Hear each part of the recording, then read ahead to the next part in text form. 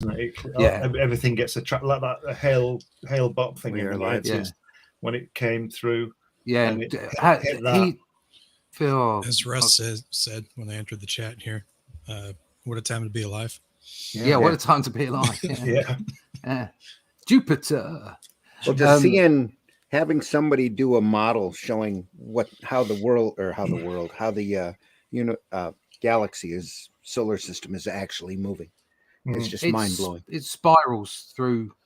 Yeah. It's like the sun. It's almost like the sun's kind of moving along like this, and all the planets are around it. But if you look at it in time, in like 4 dimensions, it's almost like it moves along in a spiral. It's in a straight line, doesn't it? Yeah. Yeah. It's Very really weird. Very weird. Yeah. It's good quite fun, amazing. Yeah. Just shows you how impractical time travel would be. Well, because it's all about finding the XYZ coordinate of where you are at that moment in time, as well as the time. Yeah. It's rubbish.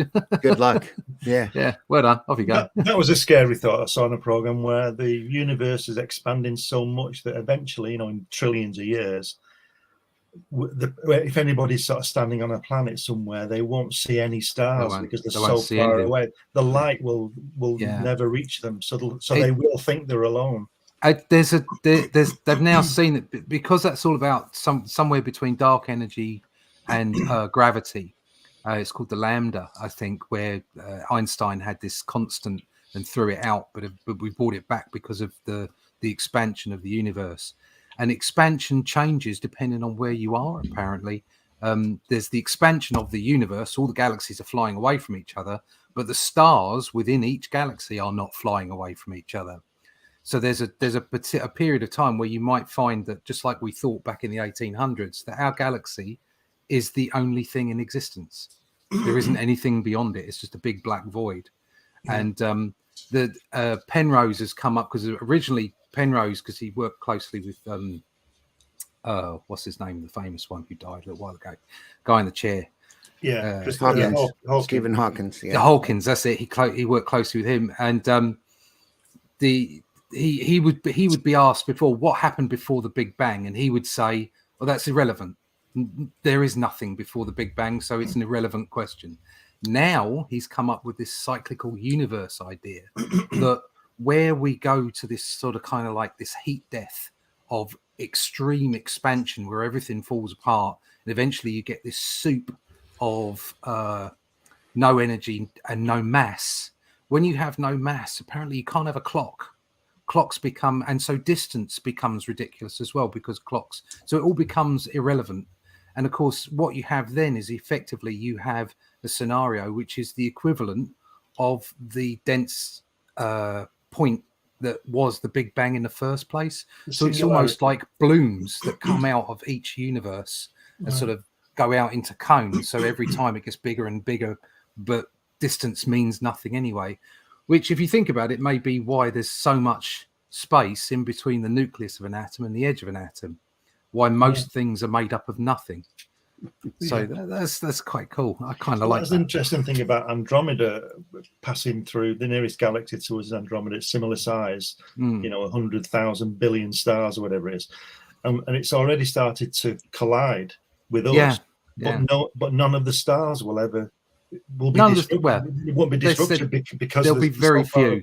When you consider there's like billions of stars in these galaxies, and they'll sort of like flow through each other, and there'll be a few collisions. But most, because there's so much distance between everything, it's so big. Crazy. So, I was curious though about that speech, but the time travel. Right? Mm-hmm. Isn't gravity a factor of time? That has yet to be proven. It does. Yeah, I mean, gravity does affect the flow of time. Yeah, it affects the flow of time according to the way that we perceive time. So, for instance, all the satellites that go around the Earth, they perceive time at a different state, at a different rate than the people who stand on the Earth. Which is why all the GPS satellites have to be programmed slightly differently to what's going on the planet, so that they work. Okay, they found that out a long time ago. So it's all about mass and gravity. So in order to time travel, in order to time travel, you'd have to travel to a point that had the same specific gravity. No, I don't think it works like that. I don't think it works that in that way. It starts getting very. It's way beyond my pay grade. Put it that way. What really got me thinking about time travel and moving the physical was the time bombs that Johnny Alpha used to throw. The strong. Oh yeah, yes. So literally, he used to have time bombs. He'd set it for 10 seconds. He'd throw it through a window, back up, and that section would disappear and reappear 10 seconds later, and they're way out in deep space. Yeah, because the Earth had moved on. Yeah, because the Earth had moved on. Yeah, so geographically it stayed exactly where it was. Yeah. Exactly. No, it was a really good idea. I really liked that. So that's how they got to the moon. Then they didn't go on a rocket. They just threw one of them bombs and waited for the moon and the moon to arrive. Oh, they had a big cannon, and they just stuck themselves in the cannon and shot the cannon, and off they went. That's pretty I've much seen what a it was. film about it. So that's how Jules Verne wrote his story. Yeah. First Men in the Moon. Yeah. Big cannon in Texas. Yeah, on a Columbia spacecraft with 3 men. I think Welcome if you want to the Science Fiction Physics Hour, folks. We're glad you're here to join us. Yes. We never talk about what we're supposed to do we? Facebook user says hello, hello. Hello, hello. Rookatuk. Skip's in the house. Hey, hey, what's up, fellas? Oh, we're just talking physics and deep space astronomy. So. Sure. Lizard people. Lizard people. Yes, exactly. That'll be in a couple of months.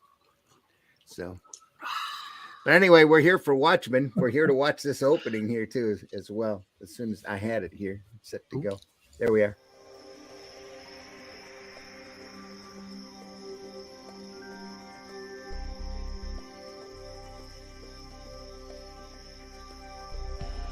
What was that? This is not a charade. We need total concentration. Now, once again, this time with theory.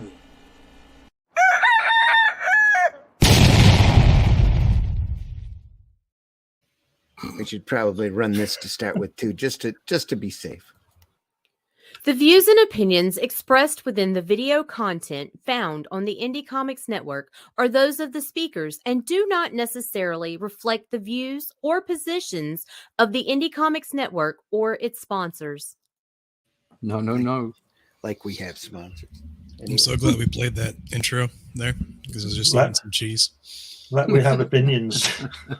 Yes, we have opinions. Exactly. Welcome in, folks. We're here to take a look at the Watchmen. I'm gonna blow my screen up here. Boom. Watchmen number 8. In fact, here we are. We are using the annotated Watchmen book, which gives us this great artwork in black and white, as well as the Watching the Watchmen book by Dave Gibbons that has a lot of pre-production work in it, and of course the original work itself that has the great coloring by John Higgins. So this is Alan Moore and Dave Gibbons at their finest, and we're here to take a look and drool over this important piece of sequential art here.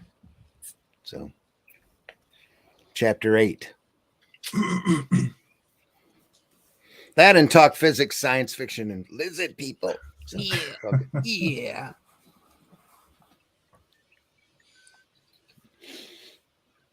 All right, well, back to the matter at hand here. Thanks for that pregnant pause. Yeah, we're just drooling again, aren't we? Yeah, just like open page. You start looking at the artwork. Silence. Somebody will say something.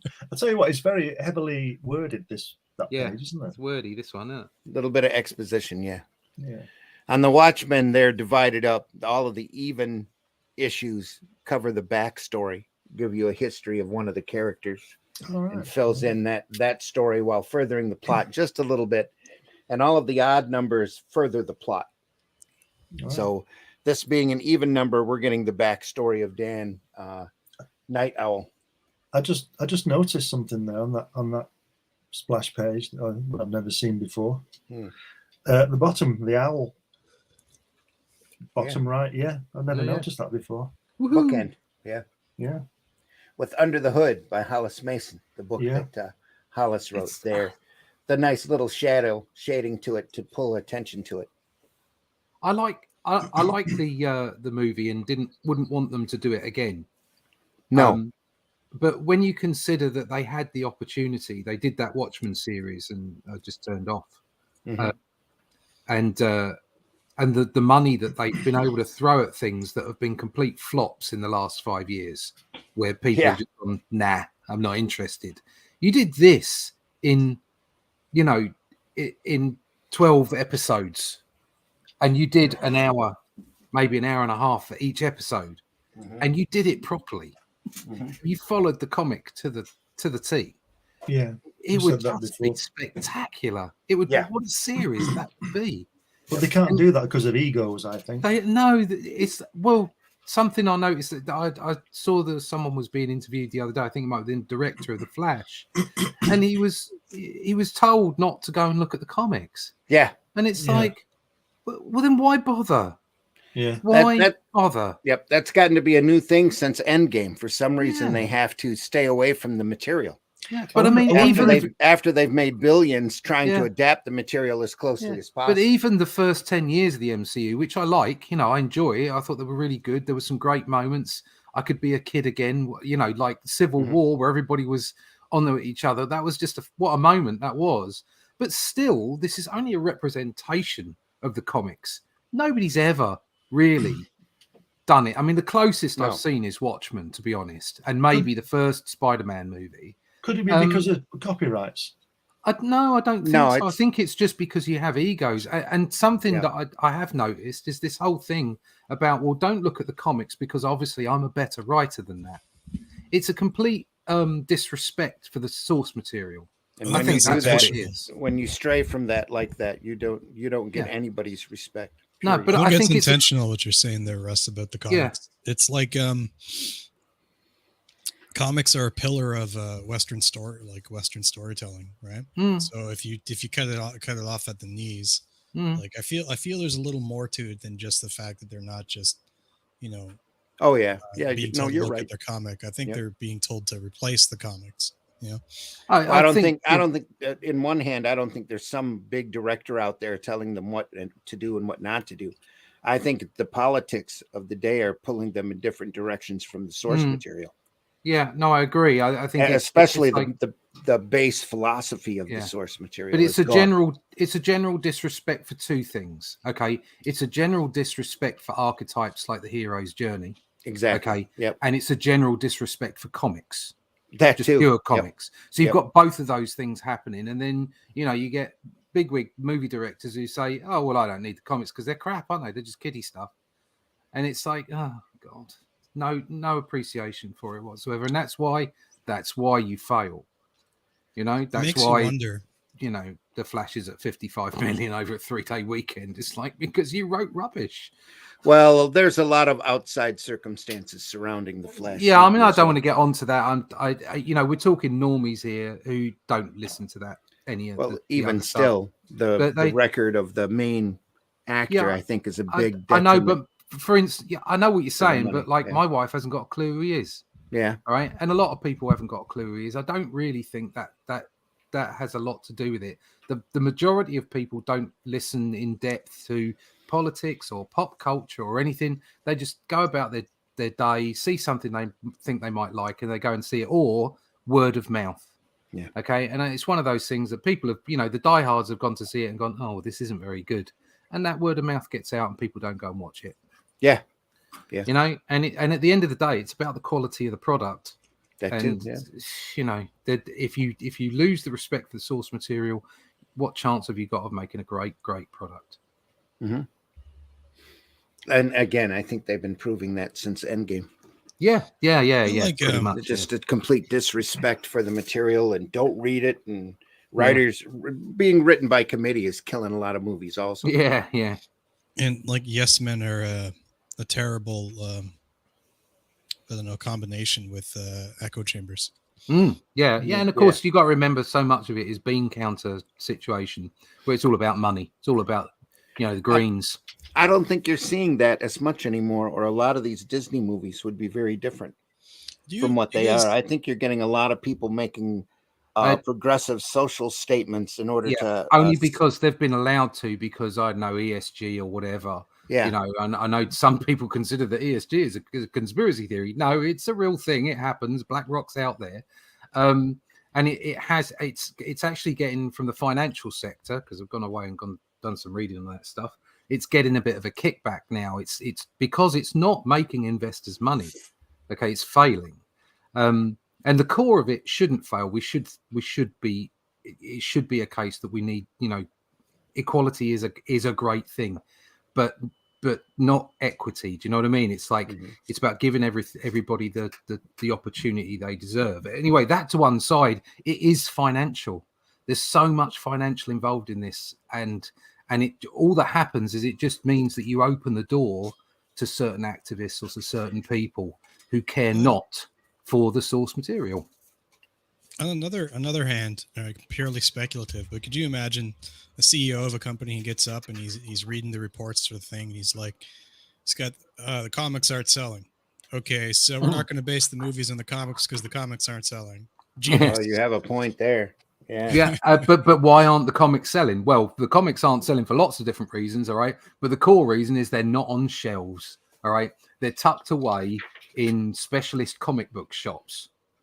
Okay, I go back to this every time. We can talk about creative differences. We can talk about pop culture.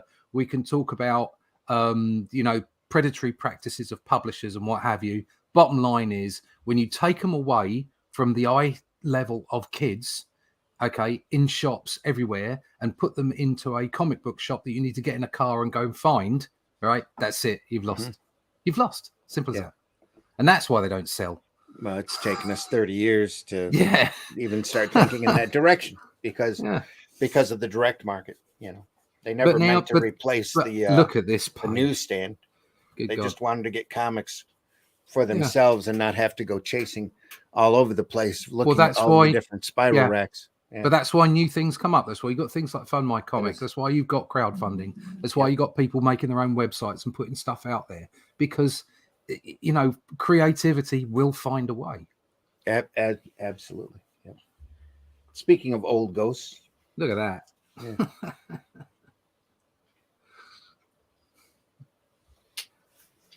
This is very clean. This talks a lot about the hero as well when it comes to Night Owl and Under the Hood. And looking at that panel, who's the guy in the window? Is that Mason? Is that Hollis Mason in that window at the bottom panel? Where are you? Which panel are you looking at? The one above Old Ghosts. That panel. Look in the window between the guys. There's a window. There's a guy. There. Is that Hollis? Because that Mason's auto thing. That's Hollis, isn't it?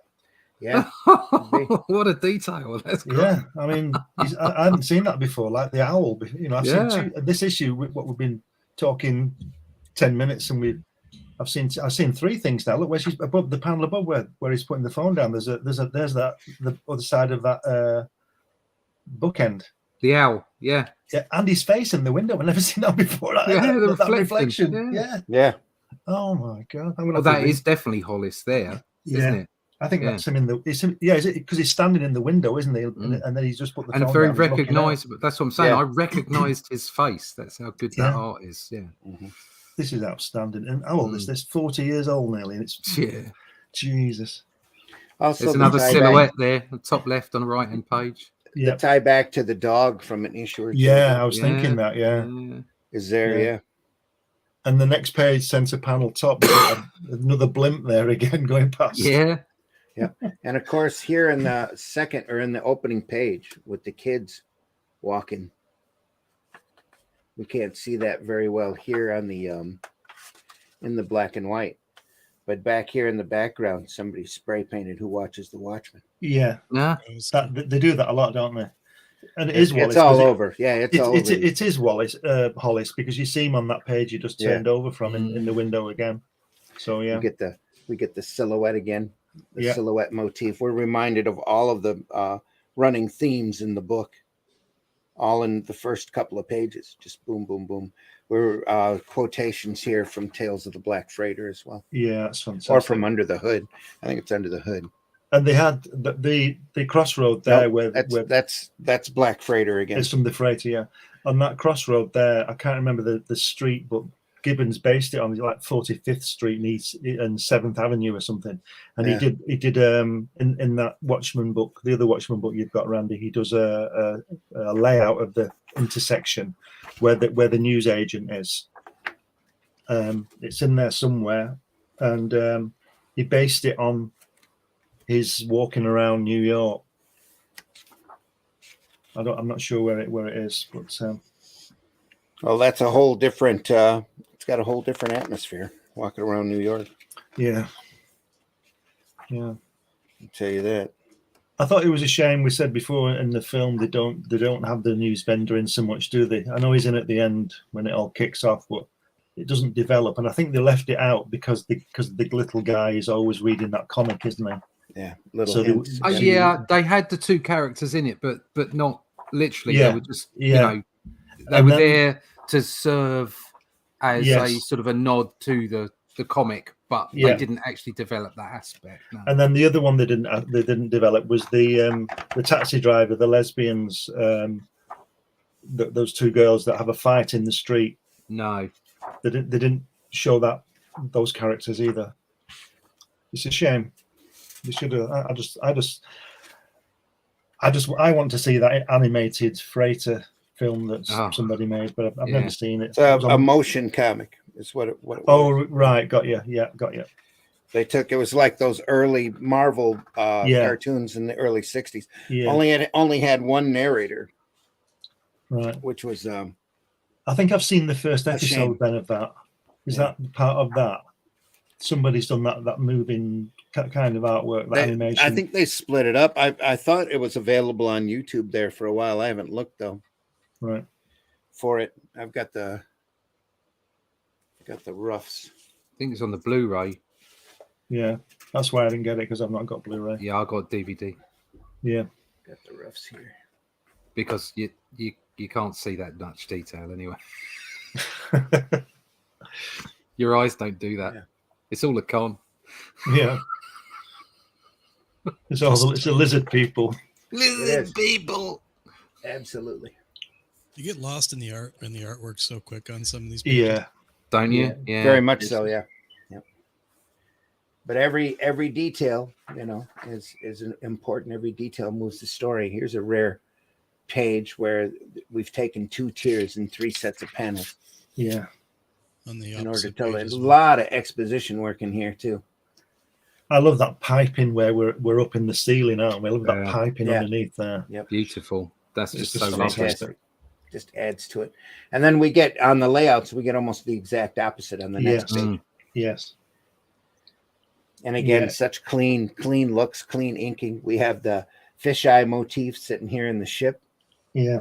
I wonder if that's a nod to HAL 9000. Does look very HAL, doesn't it? I thought this panel, especially in the inking, reminds me a lot of Russ Manning because it's just so tight and so crisp. The center panel here on it is just a nod. It just has that look about it, that feel to the inking. What do you say, Whiskey? Saying it was like, isn't that just a nod back to the coffee pot thing? Yes. Yeah. Yep. I mean, that'll figure in an issue or two when we start getting into Silk Spectre's origin and the nostalgia perfume. Plus, it ties back to the smiley face. Yeah. Smiley face motif with the blood stain. And again, on the left-hand page in center panel bottom, he's getting handsome again, isn't he? We said this the other week. He's getting handsome again. Yeah. He's coming alive again. Mm-hmm. It's just outstanding, isn't it? It's just incredible. So much thought into this. That's why. Look at that. As good as it is. Look at that left-hand page, first panel where she's walking in. He's filled in the light because obviously the light is shining down. The light hanging down. Can you see it? Yeah. It's just solid black. Yeah. It's fantastic. I swore that. It's amazing. It's not quite solid here. You're still dealing in the. Yeah, I'm talking about the light. The light itself. Above that. The hanging lamp, the hanging shade. Yeah. Yes, and it's genius. Mm-hmm. So well observed. And even look at that. on the that page, the first page where she's standing in the center of the car, middle panel, just there where you think just down there, that chair, you can read the lettering on the newspaper.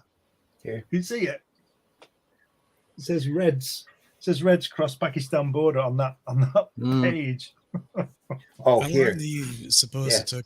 No. to In do the that middle panel. panel? The middle panel. There. Right in there. You can read that. It says Reds on it. You can read the Reds bit. I can't read it, but my eyes aren't good. So, especially this early in the morning. Trust us. I believe you.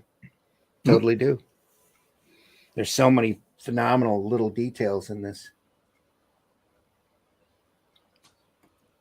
How long do you suppose it took him to do that 3-panel combo piece on the left? No idea. No idea. He has it all nailed down in the rough, though. I reckon he could have done it in a day. Yeah, I think he must have been doing a couple of days of penciling, because don't forget his lettering as well. So he's got to. Yeah. I'd love to see him work, wouldn't you? Just stand over his shoulder and watch him do it, the way he works it out. Because if you read that big book that Randy's got there, the Dave Gibbons book, he tells you how he goes about it. So there's a lot more than him just sitting down at the desk and drawing it. Oh yeah, he works out all the angles, all the positions, everything, all the background. He must have spent hours researching stuff. Well, he's also working off of 120 page script per issue. Yeah, that Moore has sent him. Yeah. Describing every panel, every detail in the panel, everything that's essential. Have we got any pencils? There's the Dr. Manhattan one in that big book that Randy's got. You get it occasionally, but most of it's all layouts. You'll get certain scenes that are penciled when he's got proportion lines and that. In this issue, really all we have is a large rough of the cover. Yeah, that's the rough they were going to use for the cover. They're roughs. Didn't quite start. Yeah, just roughs. But there is pencil work in it. The main layout thumbnails here, where he's spotting blacks, he knows the look, what he's going for, are right there in these panels.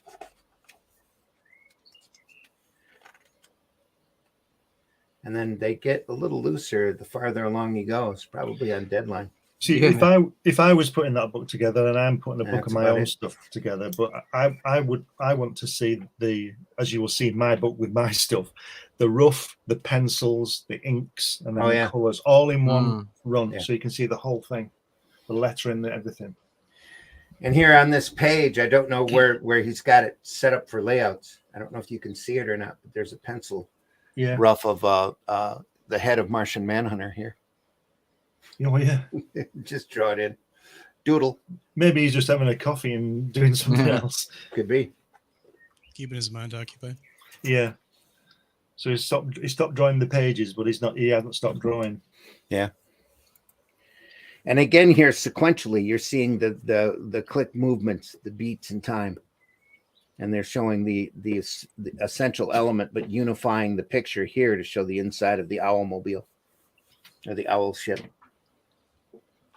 With the costume sitting draped across the chair, just a beautiful touch. Oh, and the way they've been draped, obviously, there's been some activity in there. Yeah. I think that's HAL 9000. It's very provocative, that one last scene there. Yes, it is, isn't it? Yeah. Just the whole ostentatious, and it's from the previous page too. It's completely different. Yeah. So much chaos. Start on the outside, work your way in. Yeah. Interesting.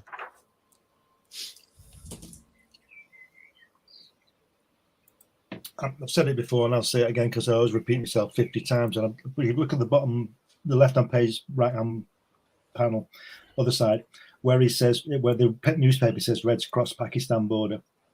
On the previous page, I just love the way that the typeface, so to speak, is different than the lettering in the word balloons. Oh yeah. Whereas in Marvel comics, I don't know about DC because I don't read them, but in the older Marvel comics, the letterer would have been in the same style as the word balloon. I don't know. I think they'd have made that look like a newspaper. Look, check out Mike headline. Royer. You can check out Mike Royer then in Kirby's Fourth World, and you'll see what I'm talking about. I'm sure. Yeah. Well, Royer was literally following Kirby's. Oh yeah. Don't get me wrong. Mike Royer is one of the best letterers around. Yeah. But when he does that Armageddon thing, it doesn't work for me. But anyway, that's just me. We'll have to look at that material sometime soon.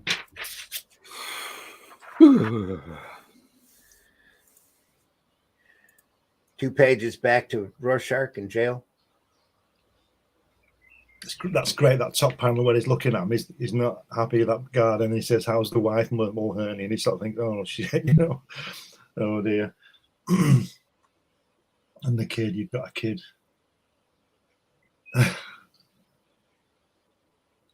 He's a little person. Yeah. They get distracted did that well in the right panel, film. Trying to catch up. Yeah. And again, the inking work here, the lines pointing to the background shadows, the half shadows with cross-assing here, so you don't get just a solid block. You get a little feel for the wall here. Yeah. I love the way he's always takes the what's it out of this guy when he says big figure, small world, and then he says tall order. Just winding him up. It's great, isn't it? That whole thing, they got a great actor for him in the film. Yeah. They absolutely nailed Rorschach. Oh yeah. And that scene as well. It's quite hideous. But nailed it. Brilliant. There's so much of that in the movie that you can see out of the comics. Yeah. They did some fantastic casting there. I remember thinking at the time, it's like the casting's great, but also it's almost like some of it was almost directly lifted from the comic. It's almost like they used the comic as a storyboard. Yeah, just brilliant. Yeah. I could never get. I couldn't understand why so many people got upset about it at the time. It's like, well, I thought that was great. It's not perfect, but you've got to fit it all into a 2-hour movie. It's not 3 easy. hours. 3 hours. 3 hour Can you imagine movie. what kind of travesty it would be if they tossed in a director that did Wild West? A lot of that was the producer's fault too. So on Wild West, because the producer was overpowering the director on that. Wiggity. Really hard. Yeah. But they got the movie made that the producer wanted to have done because he's wanted to do a mechanical spider. There was something in his dreams or whatever that had to be done, put down on film, a large mechanical spider. So like Kevin Smith and Fiasco. Yeah. I have to say, from my shallow perspective, I kind of enjoyed it. On Wild West.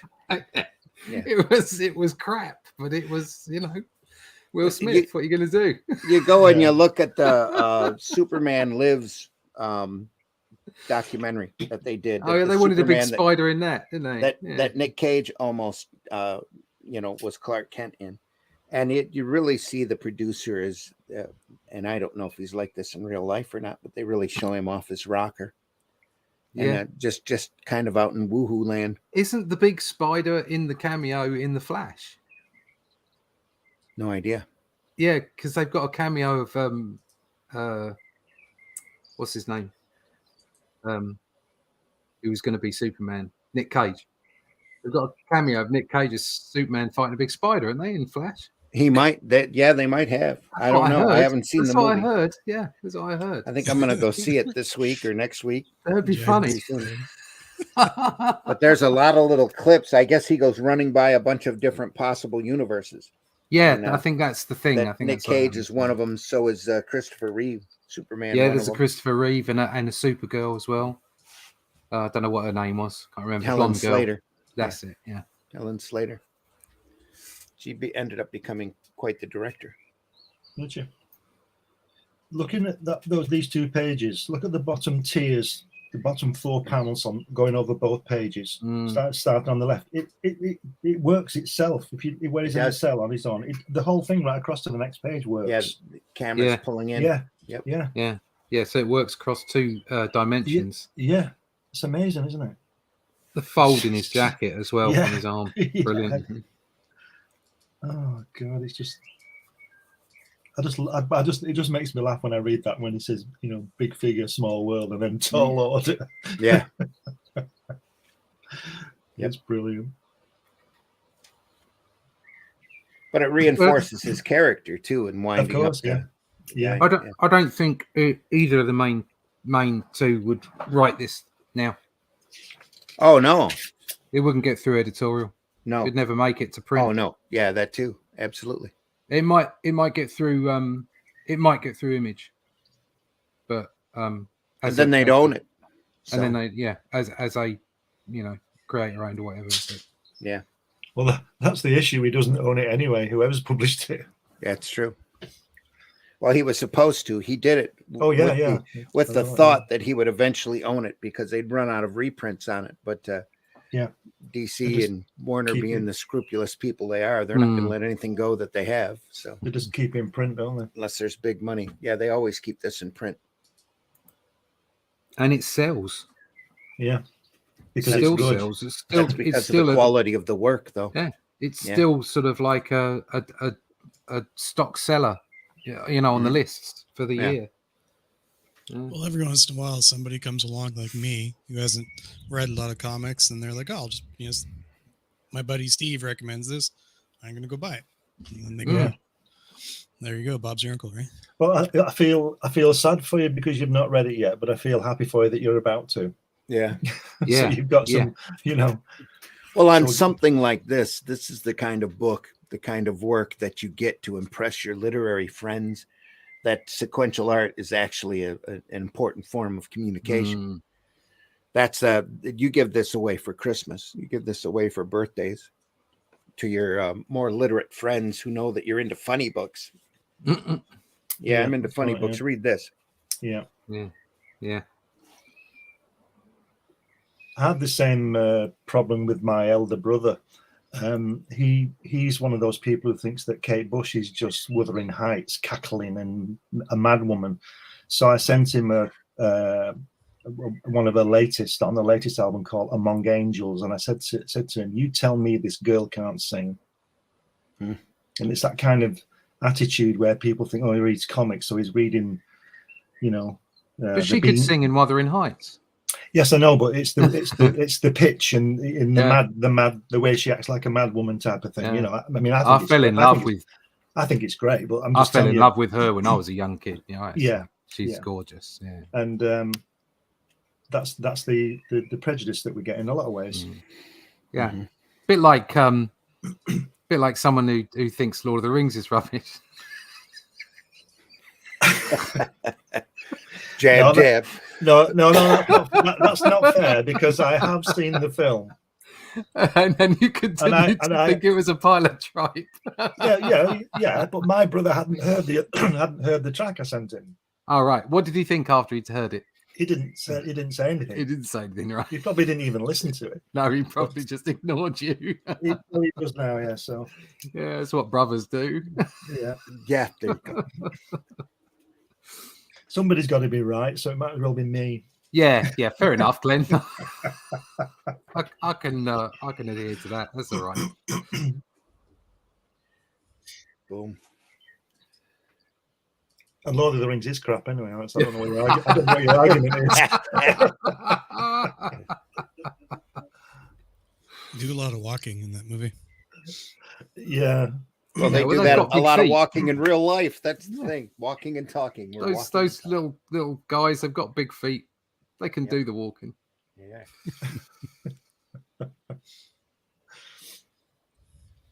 There's a great bit. I think it's the guy at the top left who's when they're making up the page here, the young guy with the t-shirt on.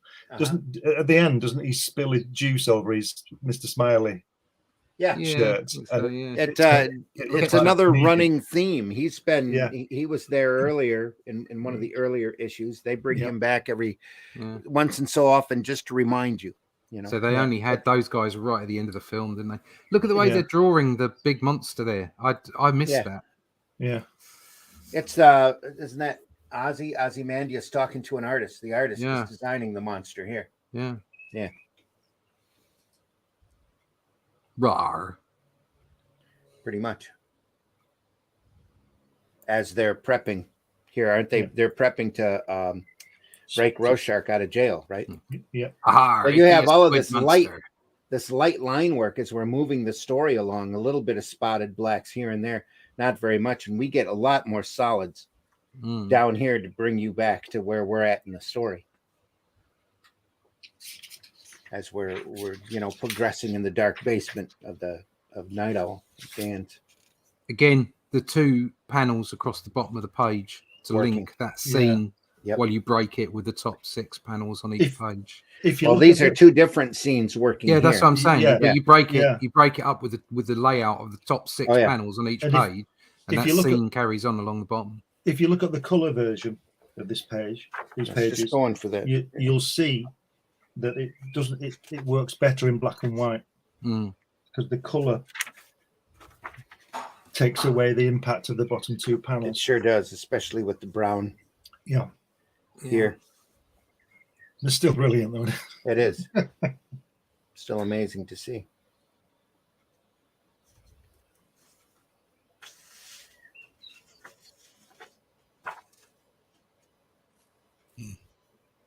Just beautifully done there. What a great panel.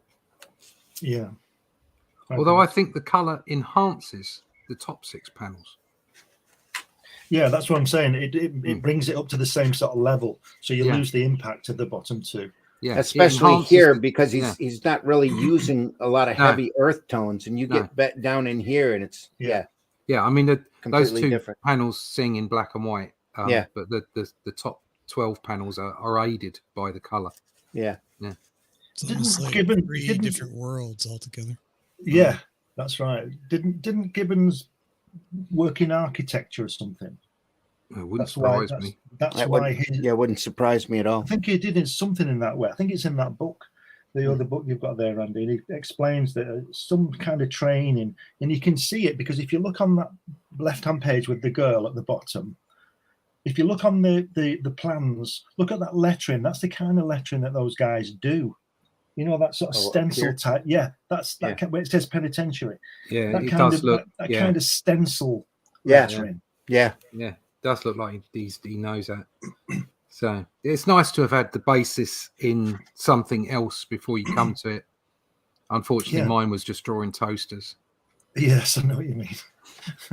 I drew some montages for British Aerospace with Harry jump jets and helmets and all this. Yeah, that was really. I enjoyed that. What were the popular movies at that time? Were there any like heist movies? In the mid-80s. What movies? Any heist movies? Like, look at the plans and we're going to steal the money from the bank. Yeah, didn't you get? Sure, there were. What's he called? Oh, the black guy before Will Smith. The black guy who was the famous guy who was in Denzel. No. Yeah. Apologies. Are you talking about the funny one? Yes. You're talking about comedians. Richard It wasn't. Yes. Who? Richard Pryor, Brewster's Eddie Murphy. Richard Pryor. Eddie Murphy. Eddie Murphy. Eddie Murphy. Eddie Murphy and the other guy when they were. I suppose he was Will Smith before Will Smith. I suppose. 48 hours. Oh yeah. That was out in the mid-80s where they're all beating each other up all the time. Right. Yeah, 48 hours. What happened to Eddie Murphy? Oh, he became Donkey. Oh yeah. Yeah. There's a nice boulder. I like parfait. This is the best conversation we've had in the show, I think. To go from physics to Shrek, absolutely. Oh, it's great. No, yeah, there would have been those kind of movies. They always. Oh, yeah. There was Bruce Willis in The Tower. That was 1989. The Tower. The Tower. Die Hard. Yeah. Die Hard, yeah. That wasn't a heist movie, though. Yeah, it was. It was all rubbish, but I suppose it was a heist movie, technically, yes, but it wasn't. Yeah, I suppose so. Yeah, amazingly holds very up clever over time too. I love that film. Yeah, brilliant. Love it. It's a brilliant film. Look at that. How so lovely that's is that? maybe where they got the schematic from. Who knows? Or the architecture. I think architecture. I think we're all we all blueprints. We all do use our previous lives, however much of a previous life you had. There are obviously some people like Jamie Hewlett who just turn up straight out of university and be fantastic. But so many of us do have a previous life in design or production or whatever. So Randy and Russ have shared my career, because I was just laughing there because I remember working up. I did about 15,000 of these things. I had to draw packets of fish fingers and use letter tint for the shade. Oh yeah. I mean, I was fortunate enough, I suppose, because of the Argos, because I did retail, and we were in a time. I was in a time where you had to draw everything so that you could accurately measure the size of the items and the people that you were drawing and the scenes, so that you could accurately art direct to the photographers what you wanted and how it worked. So you had to draw it. And like I drew all kinds. Fortunately I did all kinds of different things. So I did anything from kids' toys, which would have been Lego and Star Wars and stuff like that, right the way through to sunbeds. And the models on sunbeds. So I kind of did all kinds of stuff, and you had to draw a lot, and of course it became a library in your own mind of stuff. What I did in the studio I was working when I was the manager there, we had to draw. We had to draw some pies and fish fingers and fish and things like that. So I was on the phone to this guy and I said, "Can you send us some samples of the boxes?" So they sent us some fish fingers in the boxes. So we all went home that night. With fish fingers and pies and all sorts of stuff. And they only wanted the cardboard box, Oh dear. No, I've got some absolute nightmare stories of that time. Oh dear. That's another show. Nightmares. Yeah, that's another show. The show for the evening. But put it this way, there's lots of light testing going on. I have to test the light on your skin. What are you saying, Whiskey? I was saying that I almost ended up working for Lego, actually. Oh, so it was like there was a job for speaking about design and stuff. There was a job for a Lego designer to set up displays and I don't know, like the equivalent of like a Imagineer at Lego. And I applied for the job, and I got to the interview, and it was all gravy and stuff. And then when I got there, the interviewer had just had like a heart attack or something just before the interview. So I'm sitting there, what's going on, and nobody's around. And then I find out later the guy almost died. Oh wow! Ow! He probably stepped on a Lego brick. He swallowed it. There's that dog again. Well, not the same one, but a reference to that. Yeah. Yeah. Randy, you're gonna have to do a buy that Zimcast again. We can talk about this stuff. I've got some fantastic stories to tell you.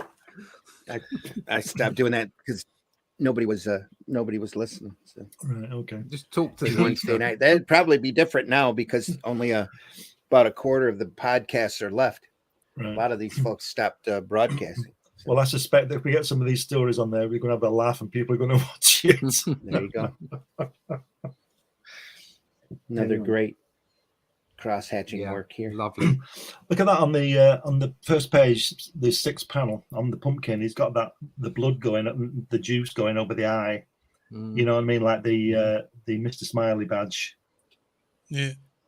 Can we take a look at the color? Do this one once again. Yeah, it'd be interesting to see what he does with the pumpkins. He does. Yeah. Yeah. And the smear over it. Incredible. It's keeping the motif going. And there's the owl again in the background, the bookend. Can you see it? And then the 4th panel. Well, it's in all the panels. Yeah, and another way to identify that that's Hollis. Yeah. Yeah. Yeah. It's great, isn't it? It's beautiful. It's funny not to put Higgins down with his colouring because it's brilliant, but sometimes it doesn't work for me. Well, that's probably because he was very limited, and that's probably why he's recoloured it to give it to be not fair. Just limited, but probably on a deadline, hard deadline. I think also at the time we would have only seen it in colour. Yeah. Yes. But seeing it in black and white, especially because of our preferences for black and white work, does make a difference. That's Yeah. true. Yeah, that's true. If you'd never seen it in black and white, you probably wouldn't have any kind of views on the way that the color was produced. Yeah. So agreed. Any contradictions, but he did do a fantastic job. Yeah, the Sorry? solidness Has of the color- Gibbons. Go ahead. Has the color faded over the years? Oh, I'm sure it has. Oh, The yeah. things printed on newsprint, you can see how yellow the pages It's a have bit become. yellowy, isn't it? Yeah. So that also could be affecting our perception as well. Hmm. In some Well, regard. now that it's the printing process has changed so much from the 80s, where now a lot of the ink will sit on top of the paper instead of soak in. So you're seeing a lot more. Plus, the coloring techniques are completely different. So you're seeing a lot of different look than what This looked different when it was first out. The pages were white. Everything was brighter. Yeah. A couple of shades. So. And again, that just brings out here. I was going to point out when you see it in black and white here, you see how solid and stark Gibbons inks are. Everything is so well defined. It's crazy. There's a definite sense of shape and weight there. Yeah.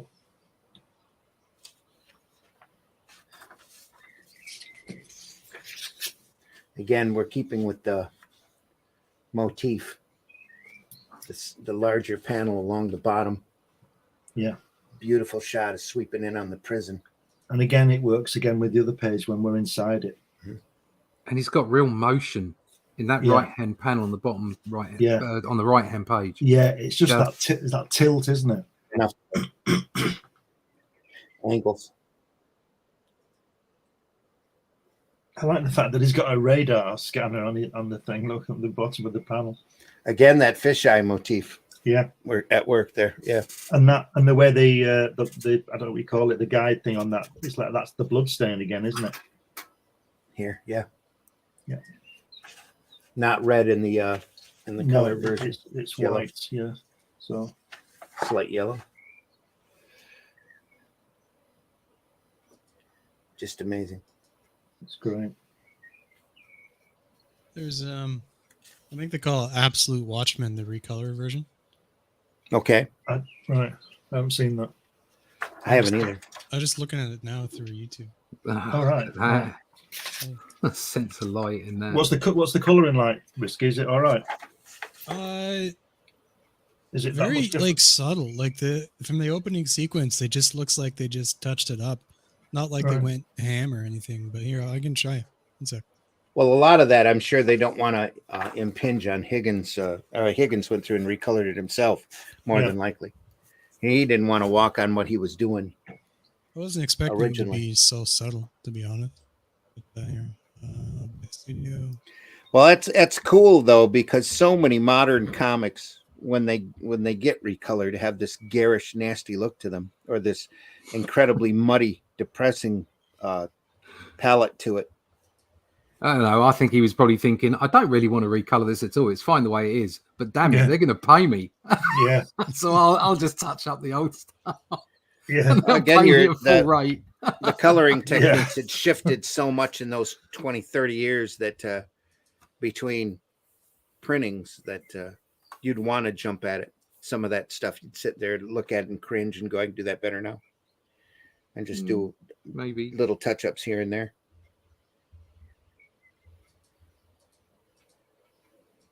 I think my personal opinion is I like comics at either end of the spectrum. So I like painted comics, painted artwork, full on, like the whole thing done. Yeah. Or I like black and white artwork, or black and white artwork that's got flat colors over the top of it.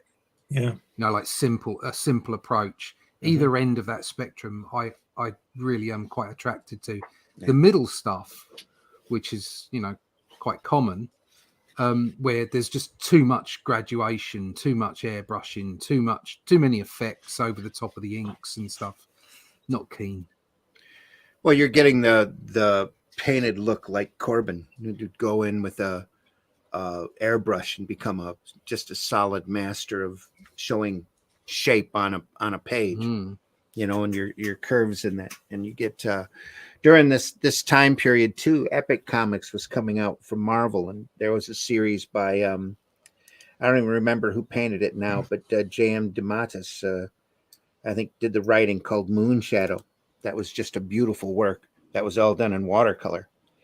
That nobody talks about, or nobody gets it reprinted anymore. Or you don't see printings of it, but it was a beautiful bit of sequential art. I should probably dig those up and have us take a look at them eventually, because it was all watercolor, no inking. I don't remember there being any type of inking work on it at all. It was just painted in watercolor. It's just beautiful books. Throw me up on big screen there, Randy, and take a look at the color comparison. There we are. Well, there you go. I can adjust. It's just a bit more intense, isn't it? I'm not seeing a lot of difference. Yeah. Again, that's the printing. The differences in printing going at work there. Look at the yellow of the page on the left and the white of the gutters on the right. I think it's just new. Yeah, brighter. Although I'm not so. If you look at the blood on the left-hand page, it just looks a little. It does look a little pinkier. Yeah. Ooh. Yeah. Yeah, it's not that much. But there's nothing in that, is there? No, not much difference in it at all. You just look at the windows. You'd have to go panel for panel in order to see it. Yeah. That is definitely a deeper orange. Yeah, it is. There's not a lot in it. No. It's very subtle. Going through quickly because we don't want to get too. Yeah, I'm not sure it's making it any better, to tell you the truth. Yeah. It's all right, but it's all right, but it's not. It's not. I can see where, like, for instance, on that last one, where the two of them were up in the that one. I can see where the choice of the deeper orange on the left is a better choice. You can see that. Mm-hmm. I think that works. It's brighter. But it's not.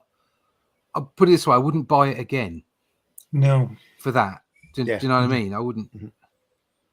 It'd be a good first purchase, I guess, if you never watched it. If you've don't get me wrong. It's like it's always going to be worth purchasing, no matter what. As an owner of the original, I wouldn't bother getting the new one. Whereas I got two versions. I got Watching the Watchmen, and then I got Watchmen Noir to look at the black and white artwork. So yeah.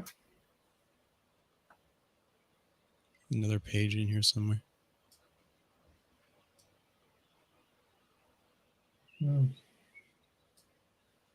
Yeah, it's redder on the bottom, isn't it? Yeah. Yeah, I definitely prefer the original on that one. So yeah. Yep. I expected it to be a lot different, but I guess it's just not a lot in it. Yeah. Beautiful shadows going on here. Look at it. Look at the lighting. Mm-hmm. Back again. Okay. Sublime confidence in his abilities when you see that kind of lighting. Yeah.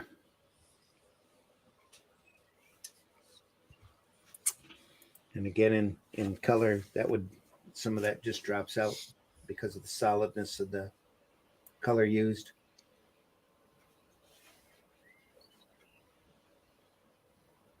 Yeah. And what kind of scenario do you do a worm's eye like that? Like how often? Like when you're Randy, here's a question: when you're choosing your shots, how long do you when do you decide to go with like something like dynamic, like that worm's eye with the in the top left there? Well, you picture the narrator either feeling when you do a bird's eye view, like we saw earlier with Watchmen here, where they're walking into the laboratory here, and you see these great. Where was it? Oh, it was back. Further back. Yeah, further back, where you're seeing the shot from the ceiling. Mm-hmm. You're really looking down on them, almost, as if you are over them. It gives you a feeling of superiority.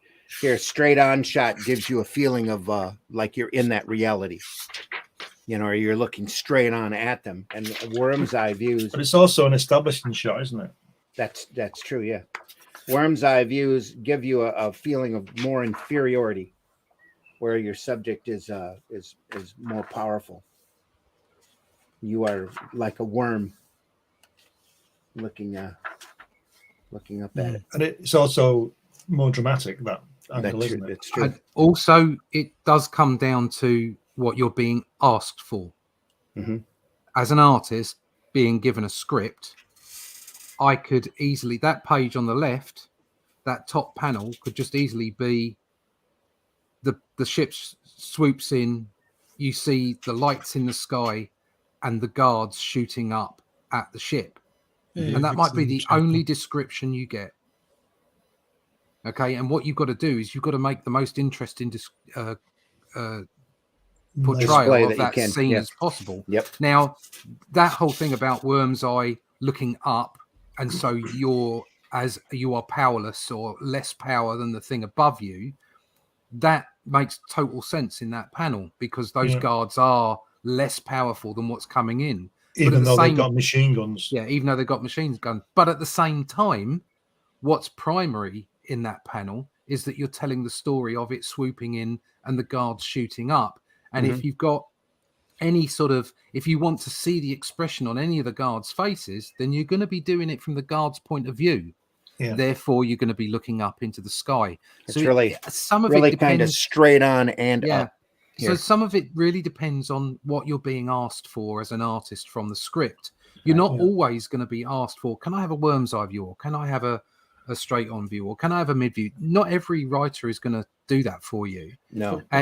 And sometimes it's down to you as the artist to choose those things. And it isn't always because of, like we're saying, about a power position. Sometimes it's just so that you can fit everything that's been asked of you in the script into the panel. And another great thing about that panel is the composition, because if you look at Dan and the girl in the window and go down the searchlight, you hit the guy's gun, you see his face, you go down his arm, you go up the other guy, he's shooting bullets. What's he shooting at? Dan and the girl, down the searchlight to his gun. It's a circle, and that wall on the left stops your eye going off the page and brings you on the other searchlight to the focus, which is them in that window and that owl ship that they're on. That's a great composition. Yeah. It is great composition. I've personally come to the opinion that after these guys' experience and their ability, the people that the artists that we look at in these videos, I know that there's not a lot of analysis, like for instance what you've just said, Glenn, and it's all absolutely bang on. But I do think that so much of it is just their ability and talent. Yeah, instinctive. Exactly. It's instinctive. It's instinctive. They don't. So I think there must be the odd artist that does think that way, but so many of these artists where you can see where they follow lines down to points of importance and what have you, and it's all just there. They just do it. It just comes out. We'll go through some Jack Cole, Plastic Man, here eventually. There was a book that Art Spiegelman did about Jack Cole, where he points out that that the use of Plastic Man in there is intentional in order to guide your composition. Yeah, and it's pretty obvious when you go into it that you see that Jack Cole was working on a different, and it could very well have been instinctual level. I think he was very bored doing sequential art. Jack Cole was, but he was a very troubled individual to start with. But the use of Plastic Man and the stories that he wrote are just so whimsical and different from a lot of the stuff. That's why Plastic Man is still popular today.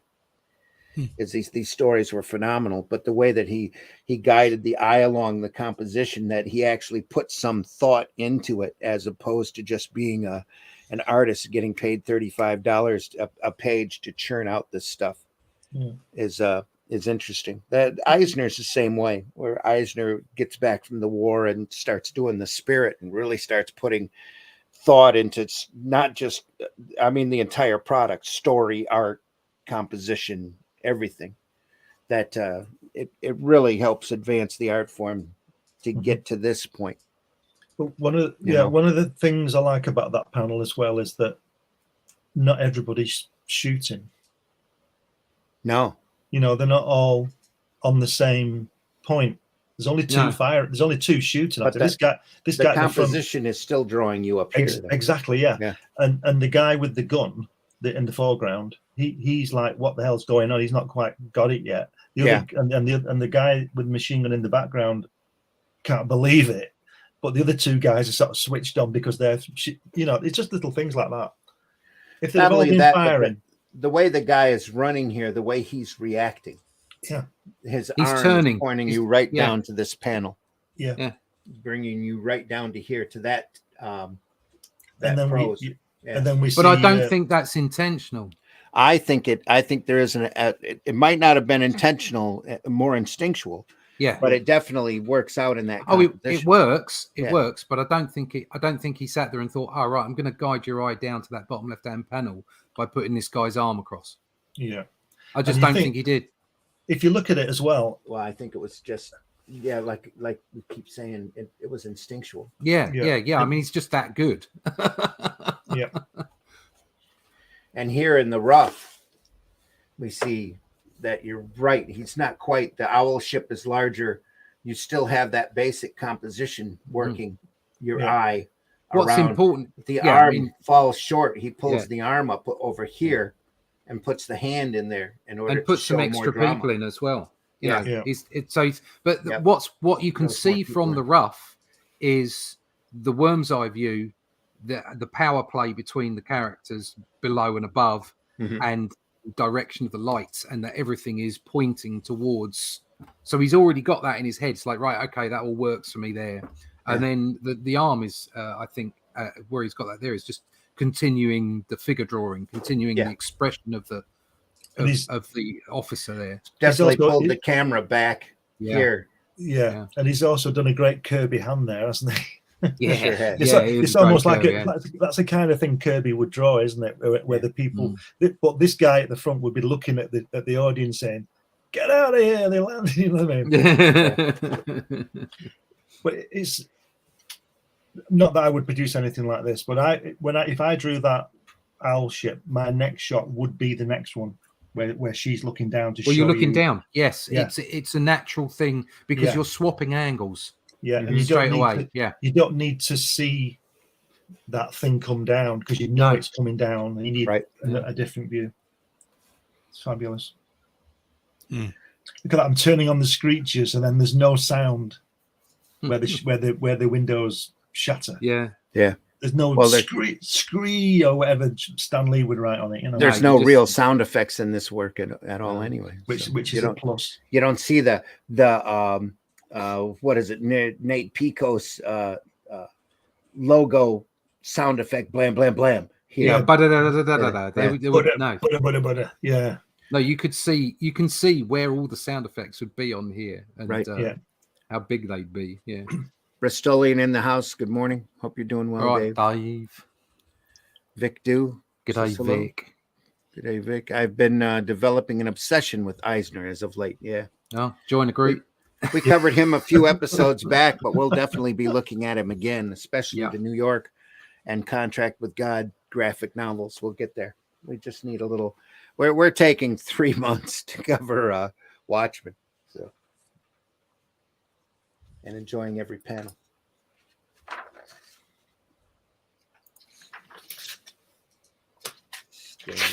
Blood stain. So bringing Rorschach. So again, what you've got there, that is a perfect example of comic book art. Yeah. Okay, in my view, he's got fantastic shade. It's moving the story onwards. No, the panel with the blood across Rorschach's front. Here. Yeah. Okay. He's got great anatomy. He's got weight, the realism. He's obviously walking Okay, so you've got all these things, all these accuracies, and then the blood, and it's like, well, if the lighting was correct, you wouldn't see that splash in that way. That's right. If that was photorealism, you wouldn't see that. It would just be like a grimy red across his front. Okay, but because look how the shadow stops at the edge of the blood. Yeah, that's just bizarre. It's just weird, but that's great comic book art.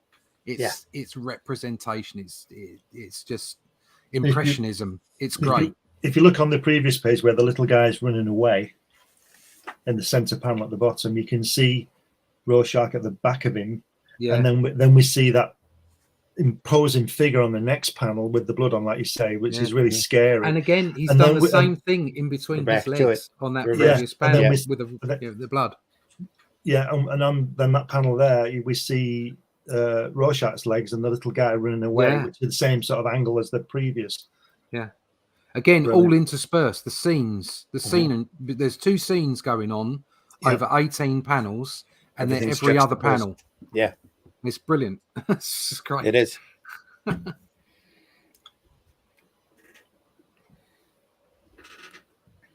fabulous.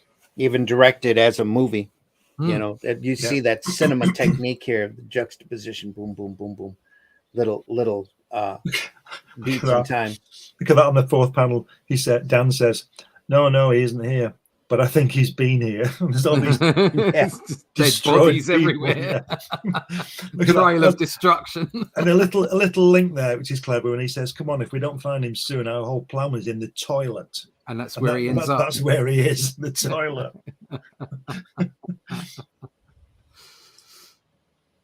We're not interrupting anything. He's got to go to the loo before they escape, and they don't know why, or they think they know why. But in the film, you see the door keep opening, don't you, when he's approaching him? Yeah, and the flush and the blood. Yeah. So had to go to the little boy's room or whatever. Yeah. Oh dear. Yeah, and they because they're off to get his face back, aren't they? Yeah. But in the film, it's all in the same place, isn't it? He needs his face. Yeah, and she says, "Well, what's he doing in there? That bumping?" And he's obviously cracking his head into against her. Yeah.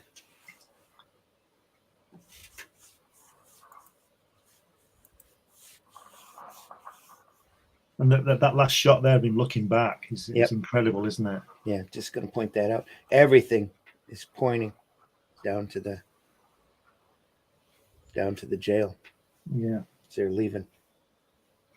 And there's even people in the forecourt looking up. Yeah. Fabulous.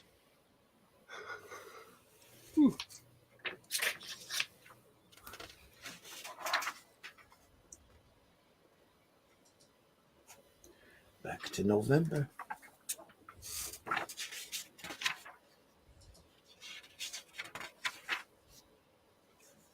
And then John's back. Oh dear. He just appeared. He'd give everybody a heart attack, wouldn't he? He just, coming home and he's sitting there reading a comic. So it's strategically well placed magazine there. Which is sort of crazy, because he wouldn't need to read anything, would he really?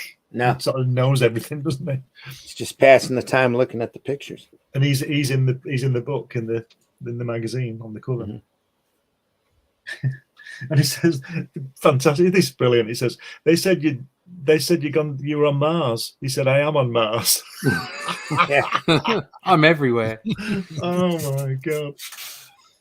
Fantastic. Oh, this is a great sequence where you get all these angles changing, because I think this repeated further down, isn't it? Where the second page, those 6 panels where Dan comes in. Yeah. I'm sure there's a view from her view of the same sequence or something later, which goes back to that architecture planning grid thing that Dave Gibbons uses on this, where he places things. Yeah. And so he's consistent with his viewpoints. Wow.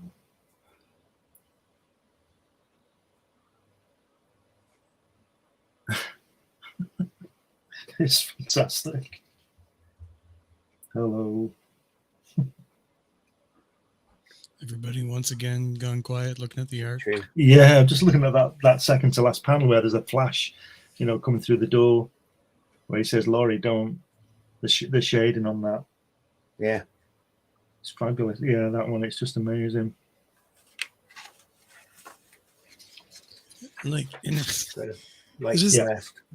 There's something that just hits me a little funny about the story here. It's just like he's like, I am on Mars, and he comes back. He's just like obviously become a god of some kind, right? Not, And then she's like, "Oh yeah, I have to talk to you." Like, well, clearly the state's precedence, Yeah. my emotional state versus you becoming a god. Like, yeah. Well, but she's used to him being. Yeah, that's the point. Yes, exactly. She's used to his omnipresence, isn't she? Yep. Very much so. I just want to. I know she's used to it, but it's like, get some freaking perspective. Get some freaking pants on. Eek. Beefcake butt.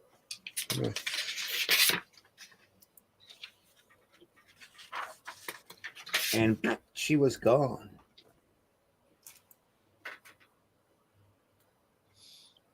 When you read this, when people like us aren't not tearing it apart but discussing it, when you actually read it, there's a great tension in this sequence when he breaks out, isn't there? I find it. Every time I read it, it's very tense. Yep.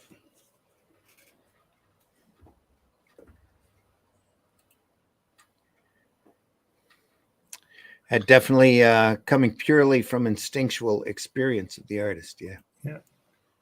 Yep. And Vic says more being an ex-artist really develops a synergy with the artist. He's got a lot of sequential experience. Yeah. I think that also all that leads up to this. They pull out all the stops, all their experience in this. That's a great great conversation on that first page, bottom panel, when he says, "I'll be damned," and he goes, "Oh, sure, at the very least." Fantastic. But it's great the way the guy's firing at the owl ship leaving, going down the tunnel as well. Yeah.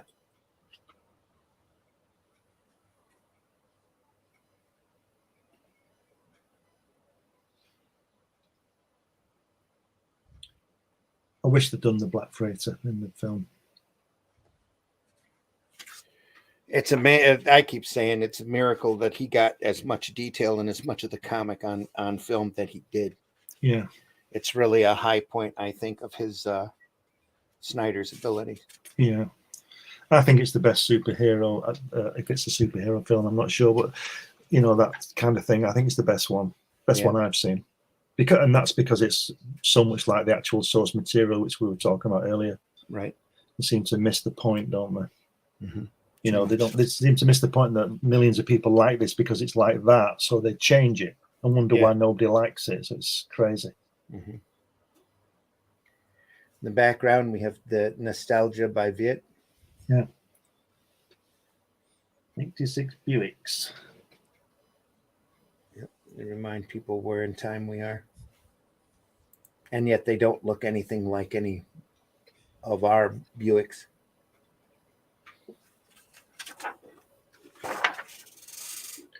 There's great subtle storytelling techniques, like on the TV on the bottom of the panel there. There's the writing on it.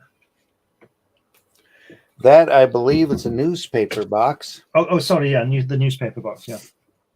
And I still can't read what it says. It says something erupts, something vigilante, riot, 5 dead. Yeah. Yeah, you're right. It's a newspaper thing. It's a newspaper box. It is, yeah. I don't see many of those these days. No. Don't see many newspapers, do you? Newspapers. I got about, 4 of them sitting in my garage. That have been there since what newspapers? No, newspaper boxes. little plastic molded boxes. You walk up, open the door, and take out a free newspaper.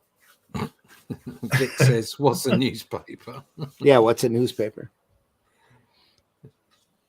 It's simply a way of getting your propaganda via a sheet of paper instead of via YouTube or the mainstream media. And you have Well, to that's how pay you got your propaganda back then. Yeah. That was before and you the pay for internet. it as well. Get your propaganda here, only 10 cents.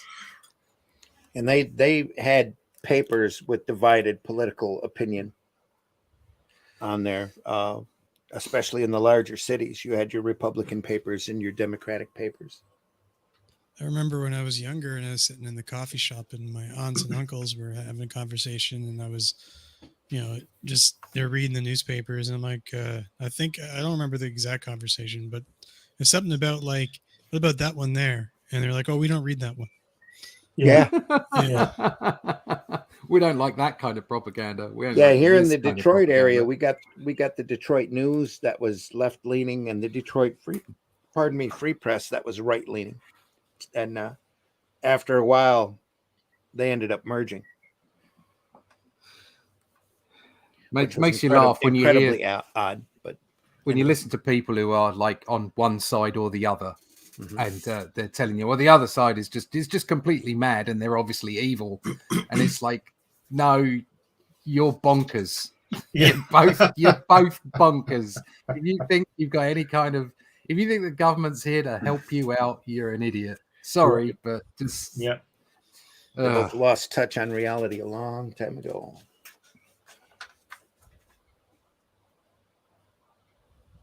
Lovely work. Look at that face on that. The left-hand page, panel 6. Yeah. Lovely. But that's lost in the colour. Is it? Yeah. That expression it's there, but it's better in black and white. It's a little garish. Yeah. Oh yeah. No, it's Added far some better in hard black yellows. and white, isn't it? Yeah. We're back That's to the gorgeous freighter in black again and here white. for the 2 tiers. It's the Black Freighter narration as we bounce back and forth between the comic in 3 panels and what's happening in the story in 3 panels. So we're juxtaposing again. On the middle panel of the left page where there's that the little guy, it says we fix some obsolete models of speciality on that hanging thing. Yeah, and that's where those guys are going to get Hollis, isn't it? He's that's right. Yeah, he's an old model. Yeah, and they're going to fix him.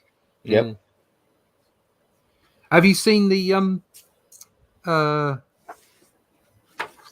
I think there's a couple of extra scenes where Hollis dies, and then what's his face, the owl goes and finds him in a bar and beats the living crap out of him. Oh, yeah. Right. Yeah, it's quite a gruesome scene. Where does that appear? I can't remember. I saw it and I can't remember where I saw it. It's probably on YouTube or something. But it's an outtake rather than it was a deleted scene. Yeah, it's not Gibbons's work. No. Just from the film. From the film. Yeah. Right. Where's that dog again? Bork. God, happy Halloween, kids. Yeah. Get the dog.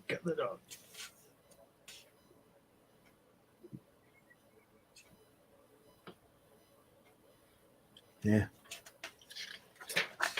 It's very brutal, isn't it? It is. And then we get the pumpkin being smashed. Yep. That we saw at the start. The kids, Mr. Mason. Yeah. But did they get the dog? I don't know. I don't know. They don't show it. No. So the kids come in on the murder scene. Yeah, imagine discovering that. Because those kids know him, don't they? It's a brutal thing. In the original, they dropped the quote out. No. Oh, yeah. What is the quote?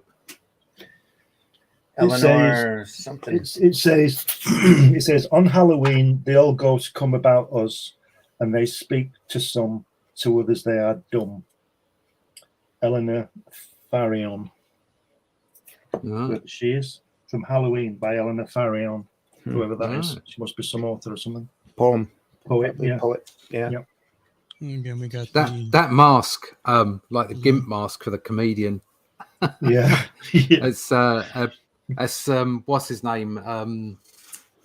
What was the name of that thing that Kevin O'Neill did? Martial law. Oh, Martial law. Yeah, that's martial it. law. Yeah. How great was that? That was that was brilliant. More stuff to That look was at. brilliant. More stuff to look at very soon. I've got all of those. Just incredible work. Well, you know, you were saying before they'd never get this past the editor. Well, I don't think anything from 2000 AD would get past an editor these days, would it?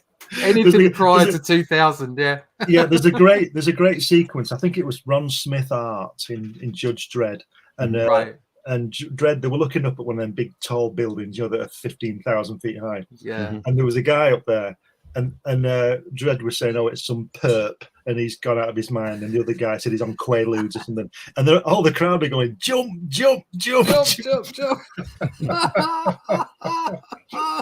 It was. Oh, I'll tell you what I watched last night. I watched an 80th anniversary of Bugs Bunny, and me and my son was sitting there watching it. It was a documentary about Bugs Bunny, and there was this. It was from the 50s, I think, and it was where he was playing the piano. It was in a concert. Okay, so there's been all this slapstick up till then, and me and my son were just like guffawing at it. Okay. And the great documentary had Mel Blanc as it and all that stuff, and all the directors and everything. And then they just showed this one bit where there was this guy coughing in the audience, and Bugs Bunny's at the piano, and he goes to play, and it's like he's like looking at the audience, and he goes to play it, he goes and he looks, he's like, and eventually he gets up and shoots him.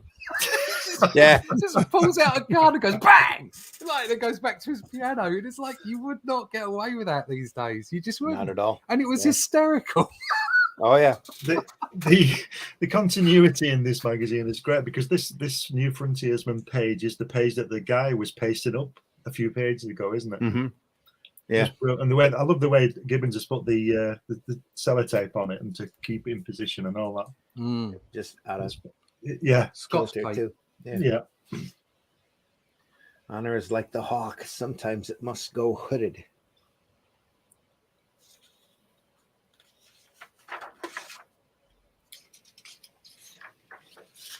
That's very reminiscent of Kevin O'Neill here. Yeah. With Miss Liberty. Yeah. With her head bowed in shame. Very much like editorial cartoon crying. I want a fair fight. This guy in the fool outfit, Randy. Yeah. And everybody else has got machine guns and they're 16 feet tall. I want a fair fight. But this is that's the whole premise behind Dirty Harry. Yes. Isn't it? The whole premise behind Dirty Harry. You feel lucky, punk. Yeah. It's like, I shot him. Why did you shoot him? He says he was about to commit rape. What do you mean he was about to commit rape? He says, when I see a 35-year-old guy naked running through Central Park with a hard-on and an axe in his hand, I figure he's going to commit a crime. Yeah. He's not out collecting for the Red Cross. Yeah. It's like, man's got to know his limitations. That drawing there, it's got very mad undertones, hasn't it? Yeah, it does. Mad magazines. You know? It's very got much a bit an of Kevin editorial O'Neill in cartoon, it. though. Yeah. Actually, it feels a little Kevin O'Neill. Just It some of the lines. Yeah. Somewhere between cartoon and, you know. Oh yeah, it's hideous.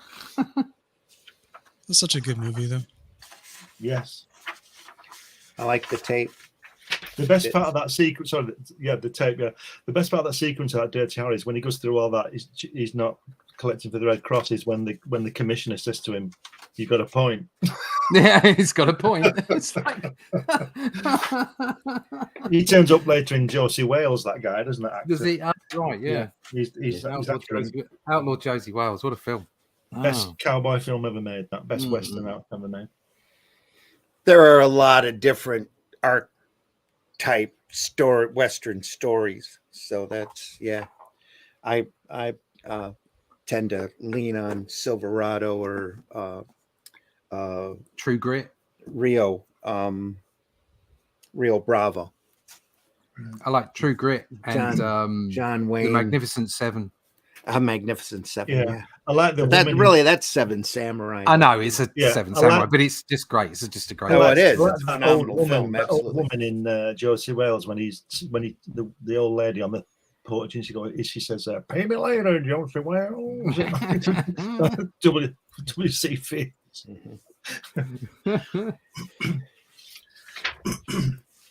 Wow, I don't believe it. Wow. We're sort of ahead of time. It's great.